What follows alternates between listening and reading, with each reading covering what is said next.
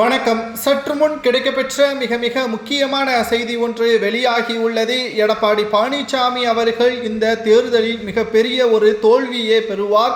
அதிமுகவில் இருந்து எடப்பாடி பழனிசாமி அவர்கள் நீக்கப்படுவது உறுதிதான் என்று ஓபிஎஸ் அவர்கள் இன்று வெளியிட்டுள்ள மிக முக்கியமான அறிவிப்பை தான் நாம் பார்க்க போகிறோம். அதற்கு முன்பாக இந்த ஒரு வீடியோவிற்கு மட்டும் ஒரு லைக் மட்டும் பண்ணிருங்க. புதிய பார்வையாளர்கள் ஒரு சப்ஸ்கிரைப் மட்டும் பண்ணிருங்க. அதிமுக கடந்த 10 தேர்தல் தோல்வியை தழுவியது எடப்பாடி பழனிசாமி அவர்களால் மட்டும்தான். எடப்பாடியின் பின்னால் இருக்கக்கூடிய 25 நிர்வாகிகள் தனது கட்டுப்பாட்டில் இருக்கிறார்.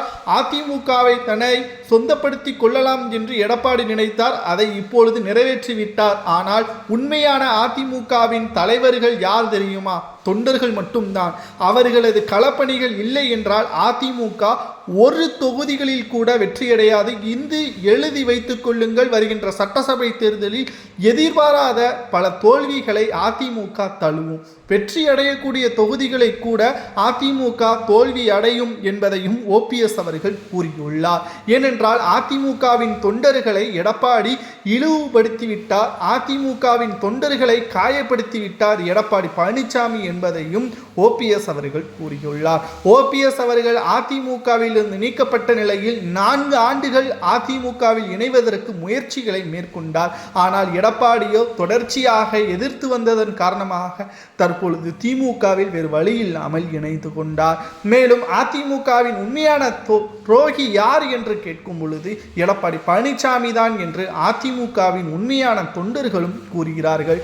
ஓபிஎஸ் அவர்கள் வருகின்ற சட்டசபை தேர்தலில் தேனி மாவட்டம் போடி தொகுதியில் போட்டியிட விருப்ப மனு திமுகவில் கொடுத்துள்ளார். மேலும் அந்த வாய்ப்பு கொடுத்தாலும் சரி, இல்லை மறுக்கப்பட்டாலும் சரி, திமுகவின் உண்மையான தொண்டனாக இருப்பேனே தவிர ஒருபோதும் திமுகவிற்கு துரோகம் செய்ய மாட்டேன். ஆனால் எடப்பாடி பழனிசாமி அவர்களோ பதவிற்காகவும் அதிகாரத்திற்காகவும் எடப்பாடி பழனிசாமி அவர்கள் அதிமுகவின் தொண்டர்களை அவமானப்படுத்தி அவர்களை மனதளவில் காயப்படுத்தி விட்டார் எடப்பாடி என்றும் ஓபிஎஸ் அவர்கள் கூறியுள்ளார். இந்த தேர்தலில் அதிமுக தோல்வியடைந்தால் தொண்டர்கள் நிச்சயமாக மிகப்பெரிய ஒரு கூட்டத்தை அதிமுகவின் அலுவலகத்திற்கு வந்து எடப்பாடி பழனிசாமியை கட்சியிலிருந்தும் பதவியிலிருந்தும் நீக்குங்கள் என்ற மிகப்பெரிய ஒரு போராட்டத்தை நடத்துவார்கள்.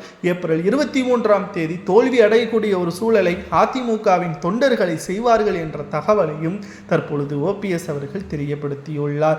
மேலும் வருகின்ற சட்டசபை தேர்தலில் பாஜகவுடன் கூட்டணி வைத்து துரோகத்தை செய்துவிட்டார் எடப்பாடி. மக்களவை தேர்தலில் ஒருபோதும் பாஜகவுடன் கூட்டணி இல்லை என்று தெரிவித்த எடப்பாடி அவரது சூழலுக்கு ஏற்ப எப்படி வேண்டுமானாலும் பேச்சை மாற்றக்கூடியவர் என்றும் ஓபிஎஸ் அவர்கள் தெரியப்படுத்தியுள்ளார்.